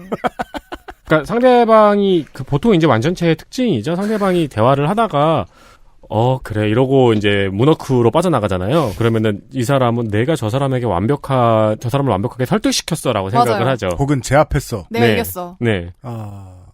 내 말이 맞지? 약간 이렇게. 저랬다가 멕시코와 미국의 전쟁이 나면 그제서야 날 생각하겠지? 그렇죠. 그래서 바보 이렇게 생각했겠죠. 그렇죠. 네. 저를 그렇게 생각했겠죠. 그래서 저는 이렇게 이 상사를 보면서 이런 완전체가 어떻게 됐는지 스스로 이제 분석을 해보고 원인과 배경을 나름대로 생각해본 결과 한국에 있는 뭐 보수 유튜버라든지 어르신들이 생각이 나더라고요. 네. 뭐 물론 그 어르신들과는 뭐 인종이나 연령이나 환경이나 접하는 뭐 매체나 이런 게 전혀 다르기는 하지만 이 매체를 통해서 자신의 가치관을 좀 강화하고 근거를 모으는 과정에서는 좀 비슷하다는 생각이 들었어요. 또 주로 유튜브를 통해서 뉴스를 얻는다는 점도 좀 비슷하기도 하고. 네. 그래서 그걸 또 강요하는 모습도 비슷하고 남한테. 대화가 통하지 않는 점도 비슷하고. 그 어르신들이 뉴스를 왜 유튜브로 보게 될까? 왜 유튜브를 더 많이 찾게 될까라고 또 생각을 이어서 해봤는데. 네. 왜 했는지 모르겠는데 해봤는데. 시간이 안 가요. 왜냐면 앞에 사람이 계속 떠들고 있는 동안 응이라고 하면서 머릿속에 다른 생각을 계속 해야 되거든요. 네, 그쵸. 그리고 되게 비슷하다. 내가 미국에 오기 전에 비슷한 걸 많이 봤는데 네. 왜 비슷할까라는 생각을 하게 된 거죠. 보면은 이분들도 마찬가지로 저희 상사가 뭐 뉴욕타임스나 워싱턴 포스트를 보면서 답답하니까 위키리크스 찾아보고 유튜브를 찾아봤는데 이분들도 마찬가지로 한국에 있는 언론사에서 나오는 기사들을 보다가 속이 터지니까 유튜브를 보기 시작하신 거예요. 그래서 이해는 가죠. 자기가 생각하는 것과 전혀 다른 소리를 계속 하니까 이게 언론사가 맞나 의심도 되고 답답하니까 이분들도 처음 써보는 유튜브를 통해서 뉴스를 보게 된 거죠. 그러니까 정말 어른들이 아기들한테 하는 말을 똑같이 어른들한테 되돌려줄 수 있어요. 얼마나 힘들었으면 거기까지 갔을까. 예. 이 저희 상사랑 이 어르신들과의 차이를 굳이 말하자면 이 상사는 유튜브를 처음부터 잘 쓸 수 있었기 때문에 뭐 쓴 거긴 하지만 어르신들은 진짜 완전 생소한 이 매체를 자신이 원하는 근거를 수집하기 위해서 보시기 시작한 거잖아요. 그 점에서 조금 다르긴 한데 근데 그렇기 때문에 더 위험하다고도 볼 수 있는 거죠. 왜냐하면 이 유튜브의 알고리즘을 아예 모르시는 경우가 많으실 테니까. 그렇죠. 예. 이걸 구독해서 보는 동안 왜 내 홈 화면에는 테니스 중계나 요리가 없을까? 이런 궁금증을 가질 수 없잖아요. 그렇죠. 네. 세상에 테니스는 멸종했으니까라고 생각하기가 쉽죠. 이집트에서 최신 유행하는 음악은 왜 안 나와? 그렇죠. 질문하지 않아요. 그렇죠. 그래서 저는 이 차이를 보면서 또 막 내가 만약에 공부를 하거나 논문을 쓰게 된다면 이분들이 얼마나 이 유튜브 알고리즘에 대해서 알고 있는지 이게 어떻게 작동하는지에 대한 지식 뭐 이런 걸 알고 계시는지 얼마나 알고 매체를 사용하는지에 대해서 한번 공부해보고 싶다라는 생각이 들기도 했어요. 궁금하더라고요. 소비자가 생산의 알고리즘에 대해서 어찌 보면 가장 모르는 분야인지도 모르겠습니다. 미디어는. 그렇죠. 네. 쟤네 뭐 어쩌다 저렇게 만들게 됐지? 라는 생각 잘 안 해요. 이 한국에 있는 어르신들이 보수 유튜브를 보기 시작하면 본인도 모르는 사이에 더 그 자기가 만든 알고리즘에 빠지기 쉽고 이 알고리즘 자체를 모르고 빠지기 쉽다라는 결론을 저 스스로 냈죠. 그러면서 이제 든 생각이 어떻게 보면은 매체 수가 적었던 그 시대의 강효과가 이렇게 적용이 되는 게 아닌가라는. 오히려 반대로 매체 수가 많아짐에 따라서. 매체 수가 오히려 많아지면서 이렇게 더 강효과가 나타나게 된 건 아닌가라는 생각이 들더라고요. 개인에게 맞춤형 정보가 제공이 되면서 이건 오히려 강효과로 회귀한 것이 아닌가. 너무 많아서 이용할 줄을 모르고 어떻게 돌아가는지도 모르는데 어쨌든 제일 그냥 손쉽게 쓸 수 있으니까 일단 사용법만 알고 쓰시는 거죠. 근데 이제 그렇게 쓰다 보니까 내 알고리즘이 점점 좁아지고 가치관이 편향적이게 되고 완전체가 돼가고 그 자체가 되게 강효과로 회귀한 게 아닌가라는 생각이 들었어요. 저는 최근에 경험이 있습니다. 뭔데요? 가을이 돼서 제가 이제 오버핏 코트가 하나 사고 싶어가지고 조금 알아봤어요. 네. 근데 종류가 너무 많더라고요. 그래서 뭐 구글에서도 검색하고 네이버에서도 검색하면서 이런 상품 저런 상품 가격 비교하고 그러고 보고 살까 말까 하고 말았어요. 근데 그러고 나서 인스타그램을 딱 키면은 세상의 모든 사람이 오버핏 코트만 입고 있어요. 네, 제가 구글에서 검색을 했기 때문일 거예요, 아마. 네. 그래서 오버핏 코트가 없이는 밖에 나갈 수가 없는 세상이 됐어요. 제가 집에서 게으르게 있는 동안에. 그래가지고 이 중에 하나를 꼭 사야겠다라는 생각을 하고 진짜 오버핏 코트가 유행을 해도 너무 유행을 하는구나 라는 생각을 하고 밖에 나가보면 아무도 입고 있지 않아요. 그래서 그렇게 아마존이 나한테 그 LED 후레쉬만 자꾸 추천해주는. 그렇죠. 네. 예. 그래서 저는 저 미국 남부 어르신들 유튜브 보고 그거 아세요? 그 리뷰하시는 동굴 들어가서 플래시 켜보고 뭐 말해요. 네. 세상 사람들은 이름 없는 운동화를 더 많이 신어요. 미쳤나봐. 누가 그래 누가. 그 나이키가 하루에 막 그 60억 쪽씩 찍는 거 아니었어요? 자, 뷔페에 가서 말이에요. 우리가 배가 부를 때까지, 배가 터질 때까지 호박샐러드만 퍼먹는 사람이 있다고 상상을 해보자고요. 그럴 리가 없죠. 왜냐하면 내 눈에 다 들어왔거든요, 정보가. 그렇죠. 그리고 나는 거기에 들어가기 전에 그 옆에 있는 식당들까지 다 보고 왔거든요. 네. 이 하나의 쇼핑몰에서 식당 하나 찾아 들어가서 반찬 메뉴 하나 고르는 사람은 유튜브의 소비자보다 훨씬 많은 정보를 파악하고 있죠. 네. 우리는 그거 꽤 모르긴 합니다. 그죠? 네. 그 상사분이 언론인인 게 중요한 게 아니었군요. 오늘 수업에서의 중요한 점은. 네. XSFM입니다.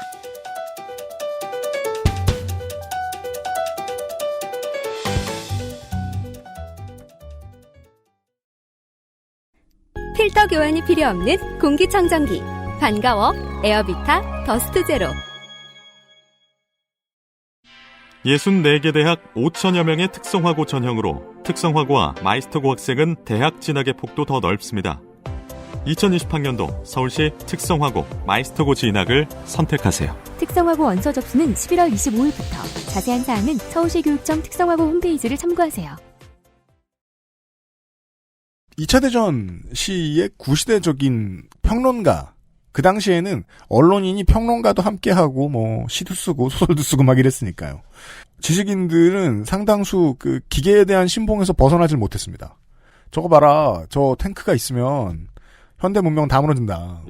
그리고 저런 기계를 만들 줄 아는 곳에서 찍어내는 것들 중에는 미디어도 있다. 모두가 굴복할 것이다, 결국은. 네. 여기서는 제가 제일 옛날에 한국 미디어를 본 적이 있으니까 저는 TV 채널이 4개일 때의 사람입니다. 그리고 그 중에 하나는 지역에 따라 잘 나오지도 않았고요. 네. 나머지 하나는 잘 보지도 않았습니다. 교육방송이니까. 그 채널들을 보고 살 때는 사람들이 이 미디어의 효과가 강효과인 줄 착각하고 있었어요. 다 전두환 얘기만 하니까 모두가 전두환 좋아하고 모두가 한편 이순자 여사 좋아하는 줄 알았어요. 근데 그거는 오프라인적인 다른 강압이 또 동시에 들어갔었어야 했죠. 선택이 없다고 해서 다 열광적으로 선택하는 건 아니거든요. 근데 유튜브는 다르죠. 선택이 되게 많고 네. 소수의 열광적인 선택을 하도록 이끌잖아요. 우리는 그렇게 이끌려갔다는 걸 우리는 알아요. 모르겠습니다. 제가 너무 거만합니까? 저는 알아요. 저는 왜 제 유튜브에 정치가 많이 왜냐면 내가 그거니까. 네. 그거 빼. 잘 안 봐. 그러면 농구, 레슬링? 그렇죠. 예. 네. 뭐 먹방, LED 프레시 이런 게 레고 만들기 뭐 이런 게 나온다고. 그건 내가 선택했기 때문에 알아. 네. 모르면 어떡하지라는 생각 한 번도 안 해봤어요. 근데 확실히 알고 쓰는 거랑 모르고 쓰는 거랑은 큰 차이가 날 수밖에 없죠. 왜냐면 저는 알고 있잖아요. 이게 나는 알고리즘 장사 속에서 쓰고 있는 거다라고 인식을 하고 있으면 제가 어느 순간 유튜브에서 뭐가 있나 봤을 때 너무 쏠려 있으면 이거 그만 봐야지라는 생각이 좀 들어요. 저는. 맞아요. 그래서 내가 너무 요즘 이거만 봤나? 뭐 다른 거 하면 뭐 재밌는 거 없나? 소비자로서의 내가 호구화가 됐다거나. 네, 스스로 그냥 그게 느껴지면서 솔직히 뭐 봐도 상관없는 건데 또 봐도 상관없지만 괜히 보기 싫어지고. 맞아요. 그런 생각이 드는데. 엿개는 이런 생각이 들죠. 내가 시시해지나 봐. 맞아요. 그것도 있고. 뭔가 갑자기 재밌다가 그게 싫어지고 재미없어지고 그런 생각이 드는데 그거를 만약에 모르고 보면은 되게 이런 이 유튜브라는 데는 되게 요즘 많은 뭐 영상이 올라온대, 별거 다 올라온대 라고 생각을 하는데 내가 볼 땐 이런 게 나오니까 이게 대세인가 봐 라고 생각을 할 수가 있잖아요. 모르면. 그러니까 사실 사람들이 구독과 좋아요를 계속 눌러달라고 모든 유튜브 채널이 이야기를 하는 것도 물론 구독과 좋아요가 그 사람의 수입에 영향을 미치기도 하지만 그 카테고리 안으로 들어가야 되거든요. 그렇죠. 제가 오늘 정치 유튜브를 만들었어요. 보수 유튜버가 됐어요. 제가 드디어. 그러면은 보수 유튜버들이 보는 추천 카테고리에 제가 들어가야 되잖아요. 그럼 그 사람들이 제 채널에 구독과 좋아요를 눌러줘야 그 카테고리에 제가 들어가니까요. 생산자는 자신이 강제받는다는 걸 알아요. 네. 모르는 멍청이들도 있지만 모르는 멍청이나 알고 하는 그 사람이나 똑같이 마찬가지예요. 그 콘텐츠의 그 수위에 있어서. 그렇죠. 저는 이제까지 시사 프로 하는 사람이니까 정치적 편향이 있으니까 이것이 강화되는 것이다라고 생각했는데 오늘 배웠습니다. 선우가 틀렸네요. 무슨 편향이 있어도 강화시켜주네요. 미디어는 현대의 알고리즘으로는 내 편향이 강화되는 방식으로 소비할 수밖에 없게 되어 있다. 어떻게 보면 그런 알고리즘 장사가 잘 되는 것도 그 부분을 잘 캐치한 게 아닐까라는 생각이 들었어요. 그렇게 그렇습니다. 완벽히 분류를 할 수 있을 거라고 아무도 안 믿었죠. 그러게요. 그렇죠. 네. 네. 국정감사 방송을 하거나 선거 데이터 센터를 방송을 하거나 할 때마다 달라지거든요. 목록이. 뭐가요? 유튜브 목록이. 아, 그래요? 심지어 선거 데이터 센터를 할 때는 충북 이야기 올라왔다가 그렇죠. 전라도 이야기 올라왔다가 그래요. 유튜브가 우리를 따라 전국을 한 바퀴 돌죠. 예. 그렇기 때문에 그거를 실감을 좀 할 수 있단 말이에요. 이게 어떻게 만들어진 리스트인지. 맞아요. 네. 재밌습니다. 네. 저는 모든 새로운 게스트를 뵐 때마다 재미없으면 어떡하지 늘 걱정합니다. 때로는 뭐 재미없기도 하죠. 그래도 뭐 오래가는 뭐 조성조상도 있잖아요. 재밌습니다, 저는. 근데 재밌습니다. 네. 다행이네요. 네. 다음번에도 뭔가 이 이론을 실제 적용한 얘기인가요? 얘기해 주실 수 있나요, 혹시? 다음번이요? 네. 다음번에 혹시 나와주신다면?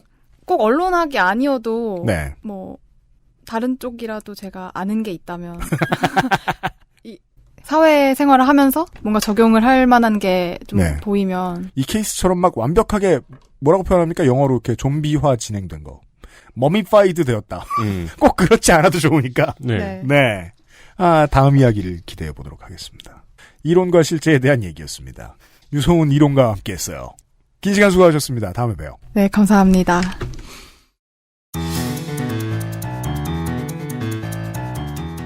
저는 그래요. 사람하고 친해지기 제일 힘들 때가 뭐 저런 소문을 믿어?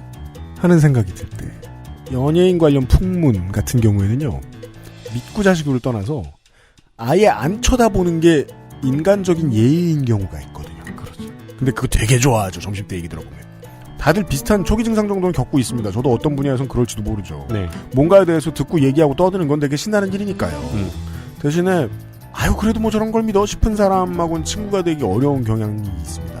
뭐 모든 분들이 다 그러시려고. 그렇죠. 그래서 노련한 사람은 내가 믿는 음모론을 함부로 발설하지 않잖아요. 네. 근데 생각보다 그런 사람들은 많잖아요. 예. 너무 많죠. 사람들은 모여 있으면 언어를 배웠다면 루머를 퍼뜨리고 그 루머를 확산시키는 걸 즐겨하면서 커뮤니티를 유지시켜 나가는 것 같아요. 그리고 그게 언론의 기능 속에 포함되어 있을 수도 있습니다. 유소은 이론가가 겪은 실제에 따르면 네. 얼마든지 그럴 수 있습니다. 이상한 루머에 언론인들은 되게 막 내성이 있고 강할 것 같은데 하나는 그런 것 같다. 하나는 그런 것 같다. 그렇겠죠. 사람 사는 거 똑같은데. 그니까 말이에요. 그래도 그쪽 분야에 전문성이 있어야 되는 사람들입니다. 큰일입니다. 근데 그런 거는 특이한 것 같아요. 멘붕이 왔을 때 무의식적으로 하는 행동 같은 게 있잖아요. 예를 들어 저 같은 경우에 멘붕이 오면은 뭐 입으로 괜히 이상한 말들을 중얼중얼 하거든요. 네. 뭐 똘기덩이, 호치새초미 막 이런 말들을 중얼중얼 해요. 샤워할 때도 그러고. 근데 이제 이 유소은 이론가 같은 경우는 멘붕이 오니까 자기가 배운 모든 이론을 총동원해가지고 이 상황을 끼워보잖아요. 네. 어떤 이론에 의해서 이게 설명이 가능한가. 네. 이래야 됩니다. 방송을 듣고 계신 많은 언론인 여러분, 유소은 이론가를 좀 따라해봅시다. 네. 그리고 제보해주세요. 340일에 그것은 알기 싫다를 마무리 짓도록 하겠습니다. 다음 주 이 시간에 다시 인사드리죠. 이번 주에도 저희와 함께 해주셔서 감사합니다. 그리고 모든 스폰서 여러분들 도와주셔서 감사합니다. 감사합니다. 윤세민 에디터하고 유승균 PD였습니다. 똘기덩이, 호치새초미. XSFM입니다. I, D, W, K